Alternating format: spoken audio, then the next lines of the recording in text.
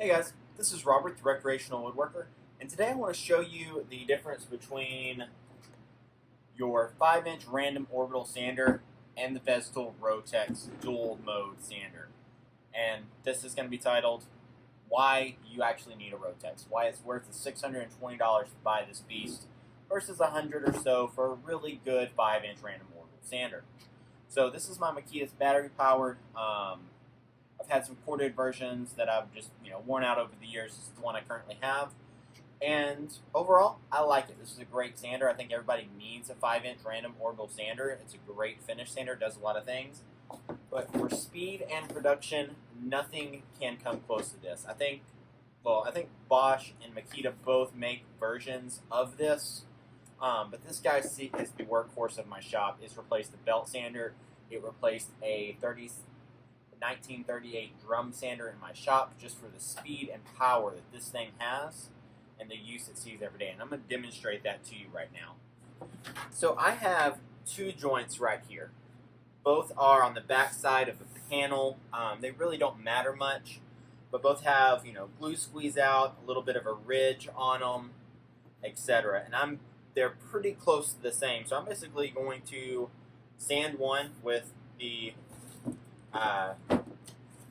5-inch random orbital sander on the highest setting it has, and then I'm going to do the other one with the Rotex, and just to show you the speed and quickness that they do on this kind of thing. So let me zoom in and really show you what we're dealing with. So this is the joint that the Makita is going to do. Again, this is the back side of the panel, so I didn't really even take any care of wiping off glue squeeze out or anything like that.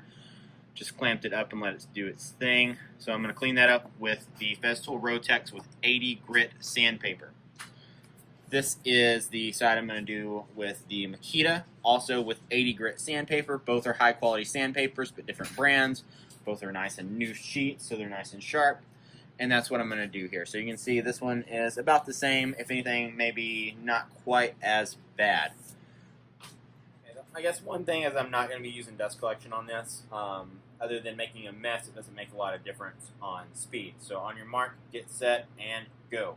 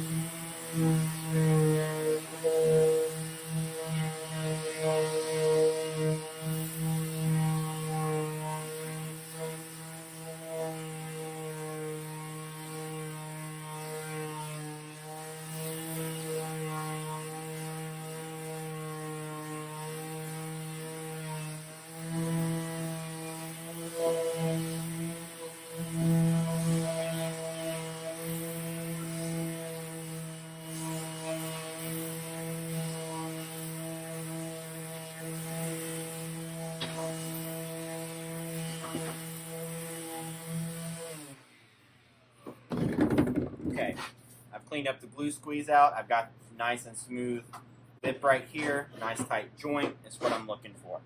I'll throw up the total time that took from when I said go to when I turned off the sander up on. Now we're going to do the exact same job with the Festool Rotex, and I'm going to show you how much faster it is than your standard random orbital sander. We have it on Rotex mode, 80 grit sandpaper. I do have this hooked up to a vacuum, but it shouldn't make much of a difference at all.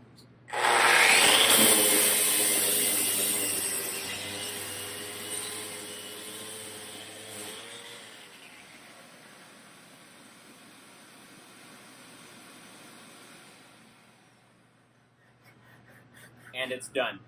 That is literally how much faster the Festool Rotex is compared to your standard random orbital sander. I didn't speed up the video at all. Literally turned it on. A few seconds, I'm done. 7, 8, 9, 10 times the amount of time to get that done. This is why this sander with the price tag will pay for itself if you do any kind of professional work. So that is the difference in our sanders. Obviously, one is a 6-inch, one is a 5-inch. Festool makes a 5-inch, I think 125 millimeters, what they call it. But that's not what made the difference on these 2-inch rails and styles. What made the difference was that dual action gear-driven mode that the Rotex has that this guy just flat doesn't have. That's your speed difference. That's why you should buy a Festool Rotex. And if you are looking for a Festool Rotex, you can go to texastoolcraft.com. A friend of mine runs that company, sells Festools. Nice thing about Festools is Festools all price controlled, so you can support the smaller guys that run their own businesses and pay the exact same price that you pay on Amazon. So go to Texas Toolcraft, give them a holler, tell them I sent you, and get yourself a Rotex. Hope you're working.